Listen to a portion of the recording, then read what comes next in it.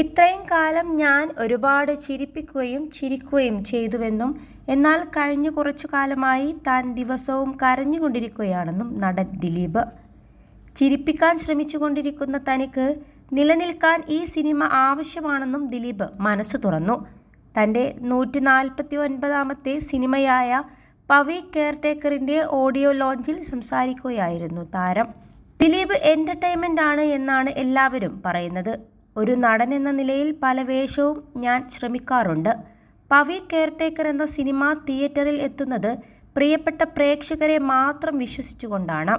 വർഷങ്ങൾക്ക് മുൻപ് ഒരുപാട് നായികമാർ എൻ്റെ കൂടെ സിനിമയിലേക്ക് വന്നിട്ടുണ്ട്. പലരുടെയും ആദ്യ നായകനാണ് ഞാൻ. മലയാള സിനിമയിലേക്ക് 5 നായികമാർ കൂടി പുതുതായി വരികയാണ്. അവർ 5 പേരും കഴിവുള്ളവരാണ്, ദിലീപ് പറഞ്ഞു. വിനീത് കുമാർ സംവിധാനം ചെയ്ത പവി കെയർടേക്കർ ഏപ്രിൽ 26-നാണ് തിയേറ്ററുകളിലെത്തുന്നത്. +2 ഡിഗ്രി കഴിഞ്ഞവർക്ക് വേൾഡ്സ് ഫസ്റ്റ് AR/VR ക്ലാസ് റൂമിലൂടെ സ്മാർട്ട് ഫോൺ എഞ്ചിനീയർ ആവാം. കൂടുതൽ അറിയാൻ വിളിക്കൂ ബ്രിഡ്കോ ആൻഡ് ബ്രിഡ്കോ. 5 പുതുമുഖ നായികമാരുള്ള ചിത്രത്തിൽ ജോണി ആന്റണി, രാധിക ശരത് കുമാർ, ധർമ്മജൻ ബോൾഗാട്ടി, സ്ഫടികം ജോർജ് തുടങ്ങിയവരാണ് മറ്റു താരങ്ങൾ. ഗ്രാൻഡ് പ്രൊഡക്ഷൻസിൻ്റെ ബാനറിൽ ദിലീപ് നിർമ്മിക്കുന്ന ചിത്രത്തിന് രാജേഷ് രാഘവൻ ആണ് രചന നിർവഹിച്ചത്. ഛായാഗ്രാഹകൻ Sanu Thahir, executive producers Anoop Padmanabhan, KP Vyasan, Shibu Chakravarthy, Vinayak Sasikumar എന്നിവരുടെ വരികൾക്ക് മിഥുൻ മുകുന്ദനാണ് സംഗീതം പകർന്നത്. PRO AS Dinesh.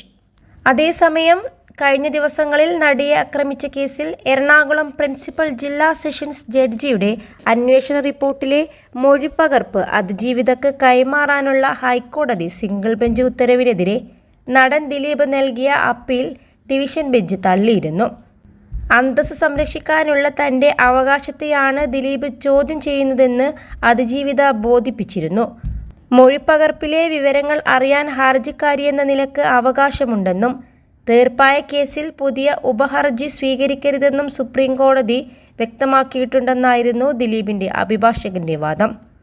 Memory card അനധികൃതമായി പരിശോധിച്ചതിനെക്കുറിച്ച് ഹൈക്കോടതിയുടെ മേൽനോട്ടത്തിൽ പ്രത്യേക പോലീസ് സംഘം അന്വേഷിക്കണമെന്ന ഉപഹർജിയിൽ മെയ് 30-ന് സിംഗിൾ ബെഞ്ച് വിശദവാദം കേൾക്കാനിരിക്കെയാണ് ദിലീപ് അപ്പീലും നൽകിയത്.